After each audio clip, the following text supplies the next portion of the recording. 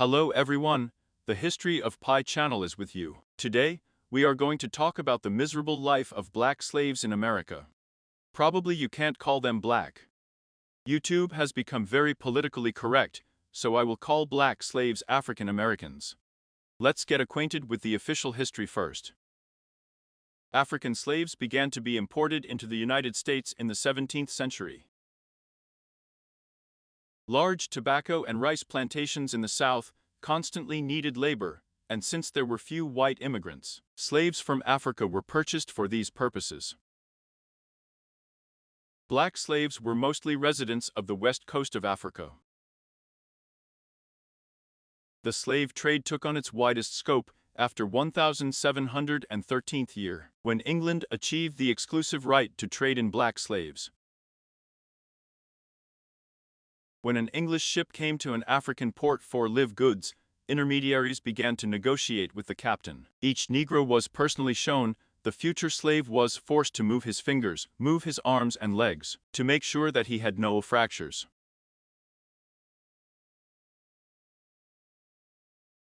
Each Negro cost 100 gallons of rum, or $20. Then the slaves were transported to the ship. There they were divided into 3 groups of men, women and children. Everyone was loaded into different compartments on a ship with a displacement of 120 tons. At least 600 slaves were loaded. Special ships were built to transport slaves. The ship was on the way for 3 or 4 months. All this time, the slaves were in terrible conditions. Now let's do some math. We have a special ship for transporting Negroes with a displacement of 120 tons. 600 slaves were loaded there. According to official standards, a person needs more than 2 liters of water per day. The voyage lasts about 100 days. We will reduce the consumption per person to 1 liter of water per day. I really don't know if a person can survive drinking 1 liter of water a day for 3 months. So, 600 people will spend 60,000 liters of water within 100 days, and this is not counting the team. Plus, slaves need to be fed with something, and this also turns out to be a large volume. Let's say we take 1 kilogram of some kind of stuff for 600 people. It turns out that a ship with a displacement of 120 tons carries 60,000 liters of water and 60 tons of food. You might say they were probably resupplying at ports along the ship's route. Only here, there is one problem. There are no ports in the open ocean where you can replenish food and water supplies. For example, the ship of Christopher Columbus had a displacement of 200 tons, and its length was 25 meters. How can a ship with a length of only 20 meters accommodate 600 slaves, a crew, and another 60 tons of food, and 60,000 liters of water?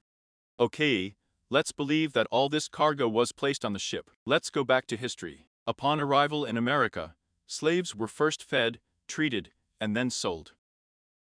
The price of slaves changed over time. For example, in 1795th year, the price was $300, and in 1849th year, the price increased to $900. On the eve of the Civil War, the price reached $2,000 for 1 slave. Now back to reality again. Historians write that 1 slave in 1795 cost $300, like a normal price, but a cow in 1800 cost $10. In 1825, 1 acre of land in South Carolina cost $2. A cow was already worth $12. Let's go further.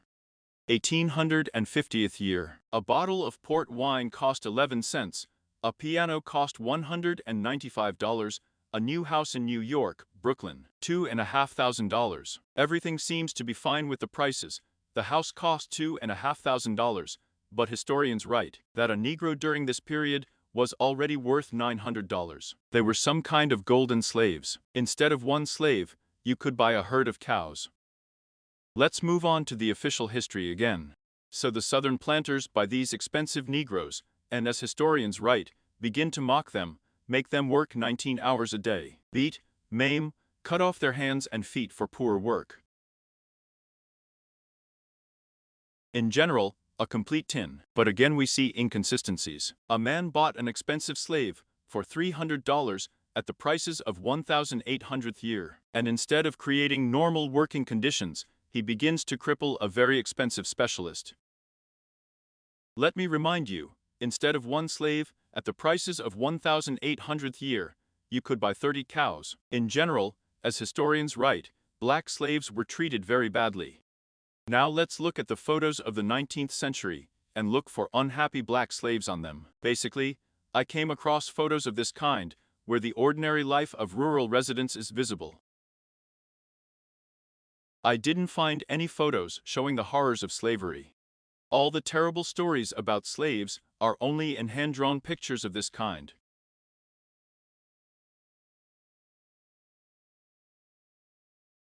Of course, there are such photos. Yes, there seems to be a confirmation of slavery, but if you look for the source, then this photo of the second half of the 20th century was taken in Libya.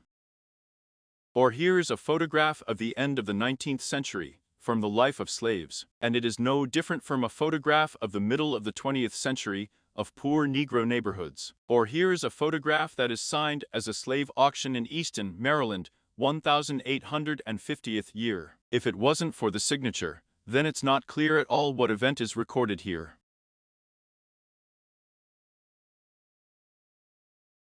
In general, I suggest that everyone look for photos of unhappy black slaves together, and not just photos, but those that show how white people mock black slaves. The photographs must be of the 19th century. They can be placed in my contact group. There we can discuss them and figure out whether there was black slavery in the USA. The link to the group will be in the description. Maybe someone will find photos with the same subjects as in these paintings, because we only know about the miserable life of black slaves from pictures like these. I would like to see the same photos. In general, the black slavery of the USA is again some kind of murky story. We all know from childhood about the miserable life of black slaves in the USA. But when you start looking for confirmation of this, you find only pictures from a comic book and ridiculous stories, that one slave cost like a herd of cows, and 3 slaves cost like a new house in New York. Let's all look together for photos of the 19th century, with something like this plot, and put an end to this question. That's it. Watch my channel.